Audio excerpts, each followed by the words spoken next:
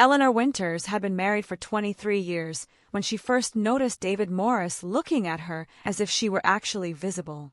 Not just visible seen. It happened at the university faculty Christmas party, an annual event that Eleanor had attended for nearly 2 decades, standing dutifully beside her husband Richard as he discussed departmental politics with colleagues who barely acknowledged her presence.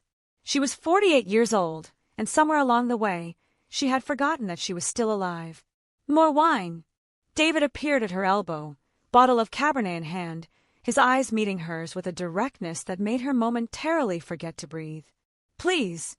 She extended her glass, aware of a slight tremor in her fingers. David was new to the physics department, where Richard had taught for 20 years younger by perhaps a decade, with dark hair that fell across his forehead and a habit of pushing his glasses up when he was thinking. She had met him only twice before, at the department picnic and at a dinner Richard had hosted for new faculty.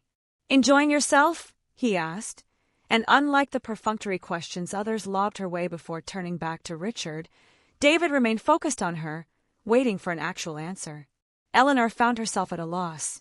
When was the last time anyone had genuinely inquired about her enjoyment of anything? Richard checked in about logistics and schedules, but the nuances of her happiness had faded from their conversations years ago. She scrambled for something witty or insightful, but landed on the truth instead. "I'm standing in a corner drinking wine while my husband discusses quantum theory. It's what I do at these events." David laughed, the sound warm and unexpected. "That sounds profoundly boring." "It is rather." She smiled, surprised at her own candor. "So what do you do when you're not standing in corners at physics department parties?" Eleanor hesitated. What did she do? Once, she had been a promising architectural historian, on track for tenure at a small liberal arts college. But when Richard had been offered the prestigious position at the university, they had moved. Her own career had been relegated to something to figure out later. Later had never come. "I volunteer at the art museum," she said, which was true, but not the whole truth. She also spent hours wandering the galleries alone, staring at paintings that made her ache with their beauty and violence. "And I'm working on a book about late 19th century architectural movements." This too was only partly true. She had been working on the book for 13 years. There were notes everywhere in her home office, and sometimes months would go by when she convinced herself she was making progress. But the manuscript itself remained stubbornly incomplete. "That sounds fascinating." David leaned slightly closer, his interest seemingly genuine. "What aspect of 19th century architecture?" Eleanor blinked, caught off guard by the follow-up question. Most people nodded politely and changed the subject. "The integration of new industrial materials with traditional forms," she said. "How architects navigated the tension between innovation and classical beauty." "Like the Crystal Palace?" David asked. Eleanor felt a flicker of genuine excitement. "Exactly. The Crystal Palace exhibition of 1851 was revolutionary, this massive structure of glass and iron that completely transformed what people thought buildings could be." "I saw a documentary about it once," David said. "Didn't it burn down?" "In 1936, Eleanor nodded, surprised he knew even that much. "But its influence was enormous. The tension between new materials and old forms, between transparency and solidity, it's a fascinating period of architectural history." "The tension between transparency and solidity," David repeated thoughtfully. "That's quite beautiful, the way you put that." Eleanor felt herself flush. Across the room, she caught sight of Richard, deep in conversation with the department chair, gesturing animatedly. He hadn't looked for her once. "Richard says you're brilliant," David said, following her gaze. "That your architectural analysis is groundbreaking." Eleanor nearly choked on her wine. "Richard said that?" "At the faculty lunch last week. Someone asked what his wife did, and he went on for quite a while about your work. Said you had insights no one else in the field had considered." Eleanor stared across the room at her husband with new eyes. Richard, talking about her work? With pride? When was the last time he had even asked about her research? "That's surprising," she managed. "Why?" David looked genuinely confused. Eleanor hesitated, unused to such direct questions from near strangers. "We don't really discuss my work anymore," she admitted. "He's very busy with his research, and she stopped. unsure how to finish. "And you're what?" "Not as productive as I once was," she said finally. David studied her face, his own expression thoughtful. "Sometimes the most important thinking happens in the quiet periods," he said. "At least that's been my experience. The fallow times when it seems like nothing's happening, but underneath, everything is rearranging itself." Eleanor felt something inside her chest expand painfully. "Yes," she whispered. "That's it exactly." The band began playing a jazz standard, the notes of autumn leaves floating through the decorated ballroom. Eleanor glanced at her nearly empty wine glass. "Would you like to dance?" David asked suddenly. Eleanor looked up, startled. "Oh, just one dance," he said lightly. "These department parties need all the help they can get." Eleanor hesitated, looking across the room at Richard. He was still deep in conversation, his back to her. She set down her wine glass. "All right," she said. "One dance." David led her to the small dance floor where a few other couples were swaying to the music. He placed his hand respectfully at her waist, taking her other hand in his. They moved together with surprising ease. "So, Mrs. Winters," he said as they turned, "tell me about the book you're not writing." Eleanor laughed, caught off guard by his perceptiveness. "That obvious, is it?" "A little," he admitted. "You get a certain look when you're not telling the whole truth. A tiny furrow right here." He nearly touched the space between her eyebrows, but stopped himself. The almost touch hung in the air between them. "The book is stalled," she admitted. "Has been for years." "Why?" Eleanor thought about the question as they moved across the floor. Why indeed? The reason seemed both enormous and trivial. "Life got in the way," she said finally. "Richard's career took off. We moved. I lost my academic position. And then, inertia, I suppose. The longer I went without working on it, the harder it became to start again." David nodded. "And what would it take to start again?" Eleanor blinked at him. "I don't know," she said honestly. "I haven't thought about it that way in a long time." The song ended, and they stood for a moment, still connected. Then Eleanor stepped back, feeling suddenly self-conscious. "Thank you for the dance," she said formally. "My pleasure." David's eyes held hers for a moment longer than necessary. "I'd like to hear more about your work sometime." Before Eleanor could respond, Richard appeared beside them. "There you are," he said to Eleanor, his tone distracted. "I've been looking for you." "No, you haven't," Eleanor thought. "You haven't looked for me in years."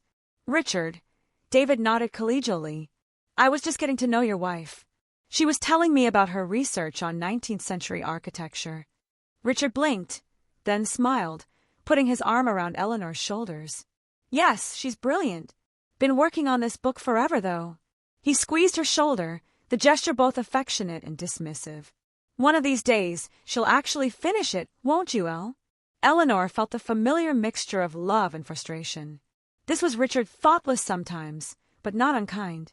She had built a life with him, raised children with him, loved him. She still loved him. But when had he stopped seeing her? "The department chair's wife wants to talk to you," Richard was saying, already steering her away. "Something about the charity auction." Eleanor glanced back at David, who was watching them with an unreadable expression. He raised his hand in a small wave, and she felt an unexpected pang of loss at the abrupt end to their conversation. The ride home was quiet, Richard humming tunelessly as he drove, Eleanor staring out the window at the Christmas lights blurring past. "Did you have a good time?" Richard asked absently, his mind clearly elsewhere. "Yes," Eleanor said. "I had an interesting conversation with David Morris." "MMM," Richard nodded, turning onto their street. "Smart fellow. Bit of a loner, though. Divorced last year, I heard." Eleanor looked at her husband's profile in the dim light of the car. When had those lines appeared around his eyes? When had his hair become more salt than pepper? "He asked about my book," she said carefully. "What book?" Richard frowned, then his expression cleared. "Oh, your architecture thing." "Right. Your architecture thing. 20 years of research and thought, reduced to a thing." He seemed genuinely interested. Eleanor continued, unsure why she was pressing the point. Richard pulled into their driveway, cutting the engine. "Well, he's new. Trying to make connections." He leaned over and pressed a quick kiss to her cheek, a habit more than a gesture of affection. "Come on, let's get inside. It's freezing." Their house was dark and quiet. The children were grown: Michael in his second year of medical school, Emma working at a tech startup in Seattle. The silence felt heavy as they moved through their nighttime routines with practiced efficiency. In bed, Richard was already scrolling through emails on his phone while Eleanor removed her earrings and placed them in the small ceramic dish on her nightstand. "He said you talked about my work at the faculty lunch," she said, her back to Richard. "That you called it groundbreaking." Richard looked up from his phone, distracted. "Who did?" "David Morris." "Oh." Richard set his phone down, seeming to give the conversation his full attention for the first time. "Well, Carlson asked what you did, and I mentioned your research. You know I've always thought your ideas were brilliant, Elle." Eleanor turned to look at him. "Have you? It's been so long since we've talked about it." Richard's expression softened. "Just because we don't talk about it doesn't mean I don't think it." He patted the bed beside him. "Come here." Eleanor slipped beneath the covers, allowing Richard to pull her against him. His body was familiar: the slight softness at his middle, the warmth of his skin, the rhythm of his breathing. 23 years of intimacy had created a vocabulary of touch that required no translation. "I'm proud of you," Richard murmured, his voice already heavy with approaching sleep. "Always have been." Eleanor lay awake long after Richard's breathing had deepened into soft snores. She stared at the ceiling, thinking about transparency and solidity, about the fallow periods when everything rearranges itself beneath the surface. She thought about the way David had looked at her as if she were fascinating, as if her words mattered. And she thought about the tiny shock of awareness that had traveled up her arm when they danced, the way time had seemed to slow and expand around them. It was nothing, she told herself firmly. A pleasant conversation, that's all. A moment of being seen after so long feeling invisible. But as she finally drifted toward sleep, Eleanor could still feel the gentle pressure of David's hand at her waist, the warmth of his gaze locked on hers. And in the darkness of her bedroom, lying beside the man she had loved for more than half her life, she felt something stir that she had thought long dormant: a hunger to be known, to be understood, to matter deeply to someone who was paying attention. It was nothing, she told herself again. But she knew, even as consciousness slipped away, that it was a lie. 3 weeks after the Christmas party, Eleanor found herself lingering in the university library. She hadn't planned to be there. She had simply dropped off some books Richard had forgotten at home. But instead of leaving immediately, she wandered through the stacks, trailing her fingers along the spines of art history volumes she hadn't consulted in years. It was a Tuesday afternoon in January, the campus quiet between classes. Snow fell softly outside the tall windows, muffling the world. Eleanor pulled a book about Beaux-Arts architecture from the shelf and sat at an empty table, losing herself in the familiar comfort of architectural theory. "Well, this is a pleasant surprise." Eleanor looked up to find David Morris standing beside her table, a stack of physics journals under one arm. His glasses were slightly fogged from the transition from the cold outdoors to the heated library, and snowflakes were melting in his dark hair.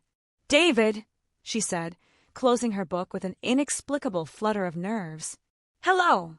Mind if I join you?" he asked, already pulling out the chair across from her. "Please." She gestured to the seat, suddenly aware of her casual appearance: no makeup, hair pulled back in a simple knot, wearing jeans and an old cashmere sweater. She hadn't expected to see anyone she knew. "Beaux-Arts architecture?" David nodded at her book. "Is that related to your research?" Eleanor was touched that he remembered. "Tangentially. I'm looking at how classical forms persisted even as new materials and methods emerged. There was this fascinating tension between innovation and tradition. Like people clinging to the familiar even as they're drawn to the new," David suggested, a slight smile playing at the corners of his mouth. Eleanor felt a flush of warmth at his words. Was he flirting with her? The thought was so foreign she nearly dismissed it outright. "Something like that," she said carefully. "What brings you to the library?" "I would have thought the physics department had its own collection." "It does, but I prefer the quiet here." He glanced around the nearly empty reading room. "And sometimes it's good to step away from your own department. Get a different perspective." Eleanor nodded, understanding exactly what he meant. "I used to spend hours in libraries," she admitted, "before life got so structured." David suggested. "I was going to say predictable, but yes, Structured works too. They fell into an easy conversation about their favorite libraries. David had spent a year at Oxford and spoke reverently of the Bodleian. Eleanor countered with her love of the Boston Public Library's reading room. Time slipped by unnoticed until Eleanor's phone buzzed with a text from Richard. "Where are you? Thought you were just dropping off my books." Eleanor glanced at her watch, startled to see that nearly an hour had passed. "I should go," she said, gathering her things.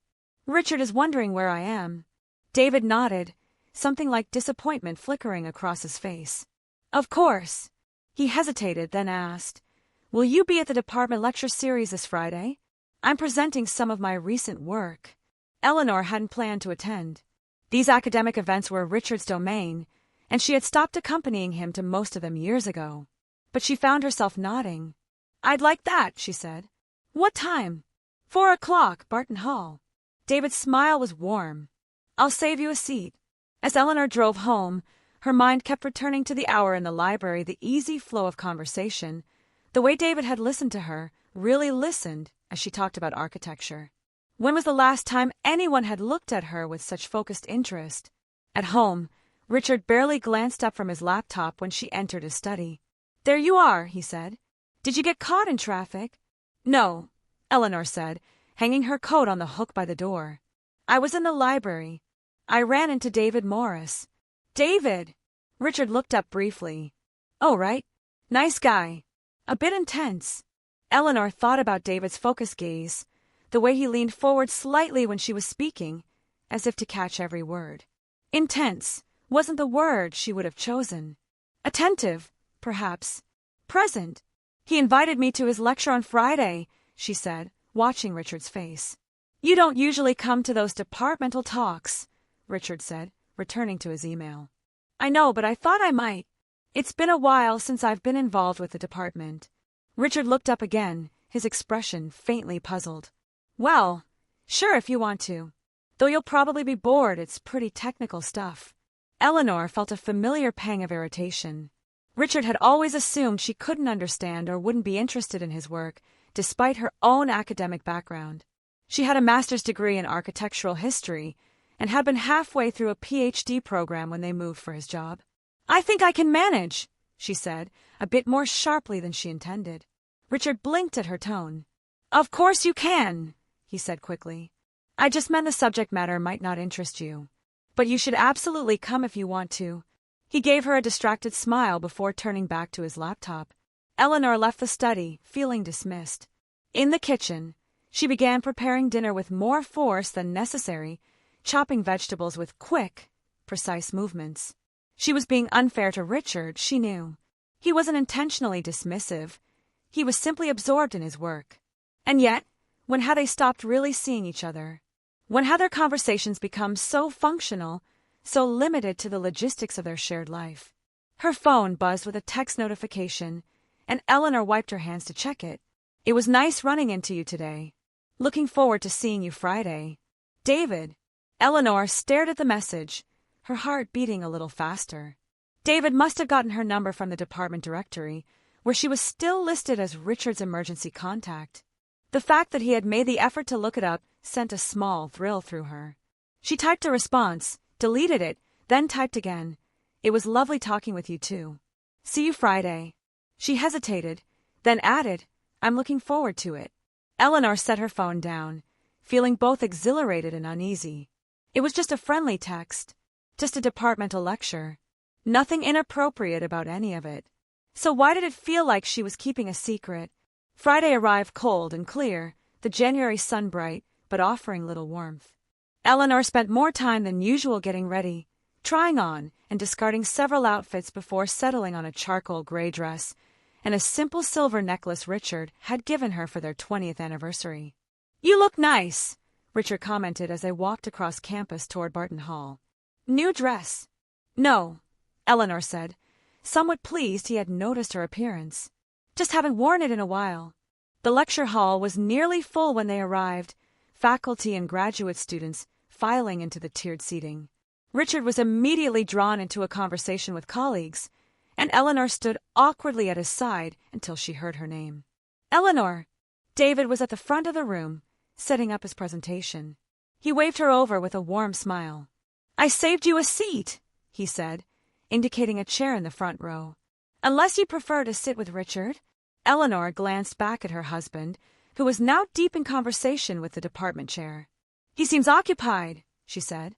"Thank you for saving me a place." She settled into the seat David had reserved, aware of curious glances from a few faculty members who knew her. David leaned close, his voice low. "Fair warning, this talk gets pretty technical in the middle, but I try to bookend it with material accessible to non-physicists." Eleanor smiled, touched by his consideration. "I'm sure I'll manage. I lived with a physicist for 23 years. I've picked up a thing or two." David's lecture focused on quantum entanglement, a concept Eleanor understood in broad strokes from Richard's work. But unlike Richard, who often grew impatient with lay explanations, David had a gift for making complex ideas accessible. He used metaphors and visual aids, frequently making eye contact with Eleanor as if checking that she was following. "When two particles become entangled," he explained, projecting an animation on the screen, "they form a connection that transcends physical distance. You can separate them by light years, and still, what happens to one instantaneously affects the other." Eleanor found herself drawn in by the poetry of the concept two entities, once connected, forever influenced by each other regardless of distance or time. She glanced back at Richard, who was watching the presentation with professional interest, occasionally making notes. After the lecture, there was a small reception with coffee and cookies. Richard immediately joined a group of colleagues discussing some technical aspect of David's presentation. Eleanor stood alone, feeling once again like the invisible faculty wife, until David appeared at her side, 2 cups of coffee in hand. "So," he said, offering her one of the cups, "what did you think? Too technical?" "Not at all," Eleanor replied, accepting the coffee gratefully. "You have a remarkable ability to make complex ideas accessible. The way you described quantum entanglement was almost poetic." David's eyes lit up. "That's exactly what I was aiming for. Physics at its core is about describing the fabric of reality, which is inherently beautiful and strange. When we reduce it to just equations, we lose something essential." "Richard always says I wouldn't understand his work," Eleanor admitted. "He stopped trying to explain it to me years ago." David frowned slightly. "That's a shame. You clearly have the capacity to understand complex ideas. Your work on architectural theory requires just as much conceptual sophistication as physics does." His words sent a warm glow through Eleanor. When was the last time someone had acknowledged her intellectual capacity? "Thank you," she said quietly. "That means a lot." They talked for several minutes, standing slightly apart from the other groups. Eleanor was acutely aware of Richard across the room, though he seemed not to notice her conversation with David. "I've been thinking about our conversation in the library," David said, his voice dropping slightly. "About stepping away from your own domain for a fresh perspective." Eleanor nodded, wondering where he was going with this. "There's an exhibit at the Art Museum on industrial design and architecture," he continued. "It opened last week. I thought, perhaps you might want to see it. As a field expert, you could help me understand what I'm looking at." Eleanor hesitated. Was he asking her on a date? No, surely not. It was a professional invitation, colleague to colleague. The fact that those colleagues happened to be of opposite genders, and one was married to another colleague, was complicated, but not inherently inappropriate. "I'd like that," she said carefully. "When were you thinking?" "Next Tuesday. I teach until 3, but I'm free after that." Eleanor nodded. "Tuesday works. Shall I meet you there?" "Perfect." David smiled, and Eleanor felt that now familiar flutter in her chest. "It's a date." The phrase hung between them, both innocent and loaded with potential meaning. David seemed to realize this and quickly added, "A museum date. An educational outing between colleagues." Eleanor laughed, grateful for the tension-breaking clarification. "Yes, exactly. An educational outing." Across the room, Richard finally seemed to notice her deep conversation with David. He raised an eyebrow questioningly, and Eleanor gave a small wave. Richard excused himself from his group and made his way over. "Fascinating presentation, David," he said, clapping the younger man on the shoulder. "Though I might quibble with some of your interpretations of the Copenhagen formulation." David smiled diplomatically. I'd welcome your perspective, Richard. Perhaps we could discuss it over lunch sometime. Certainly, certainly. Richard turned to Eleanor. Ready to head home? I promised to call Michael at 7. Eleanor nodded, suddenly eager to leave. The weight of her agreement with David felt heavy in her chest, not a burden, exactly, but a presence she was acutely aware of. Thank you for coming, David said, his eyes meeting Eleanor's, briefly. Both of you. Our pleasure, Richard replied absently, already turning toward the exit. As they walked home in the crisp evening air, Richard talked excitedly about David's presentation, critiquing certain aspects while praising others. Eleanor listened, grateful that Richard was too absorbed in the physics to notice her distraction. I'm meeting a friend at the art museum on Tuesday, she said during a lull in Richard's monologue. There's a new exhibit on industrial design. Oh, that sounds nice, Richard replied, clearly thinking about something else entirely. Which friend? Eleanor hesitated for a fraction of a second. Jane from my book club, she said, the lie slipping out with surprising ease. Richard nodded, unsurprised and uninterested. Tell her I said hello. That night, lying awake beside her sleeping husband, Eleanor stared at the ceiling, trying to understand her own behavior. Why had she lied? There was nothing inherently wrong with visiting a museum with a colleague. And yet, she knew there was more to it than that. She felt drawn to David in a way that went beyond professional interest or casual friendship. There was an energy between them, an awareness that made her pulse quicken when he was near. It had been so long since she had felt that kind of excitement, that sense of possibility. So long since anyone had looked at her the way David did, as if she were fascinating, valuable, worth knowing. Eleanor turned on her side, watching Richard's familiar profile in the dim light from the window. She loved him. She did. They had built a life together, raised children, weathered hardships. But somewhere along the way, they had stopped seeing each other, stopped really talking, stopped being curious about each other's inner lives. Was it so wrong to want to be seen again? To be heard and valued and understood? No, Eleanor told herself firmly. There was nothing wrong with friendship, with intellectual connection. She would go to the museum with David, and it would be just that, two people with shared interests enjoying an exhibit together. But as she finally drifted toward sleep, Eleanor couldn't quite silence the small voice inside her that whispered, "Who are you trying to convince?" Tuesday arrived with unseasonable warmth, as if January had briefly surrendered to spring. Eleanor stood before her closet longer than necessary, finally selecting a blue dress she hadn't worn in months. She applied makeup carefully, not too much, but enough to brighten her complexion and define her eyes. Her reflection in the mirror looked younger somehow, animated by an energy she hadn't felt in years. At 3:30, she pulled into the museum parking lot, 15 minutes earlier than they had agreed.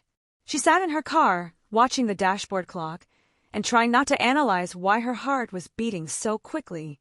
Just two colleagues with shared interests, she reminded herself. Nothing more. David arrived at 3:50, parking a few spaces away. Eleanor watched him through her windshield, the easy grace of his movements as he stepped from his car, the way he glanced around the parking lot, searching for her. When he spotted her car, his face broke into a smile that made her stomach flip. She took a deep breath and stepped out to meet him. "I hope you haven't been waiting long," he said, his eyes taking in her appearance with obvious appreciation. "Just a few minutes," she lied, suddenly self-conscious. She tucked a strand of hair behind her ear. "Shall we go in?"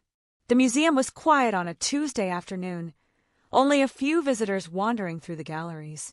The industrial design exhibit occupied a large space on the second floor. Photographs, blueprints, and models documenting the evolution of form and function from the Industrial Revolution to the present day. Eleanor felt herself relax as they moved through the exhibit.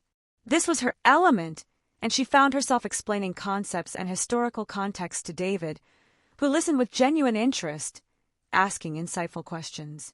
"It's fascinating how materials dictate form," he said as they examined a series of chair designs from different eras.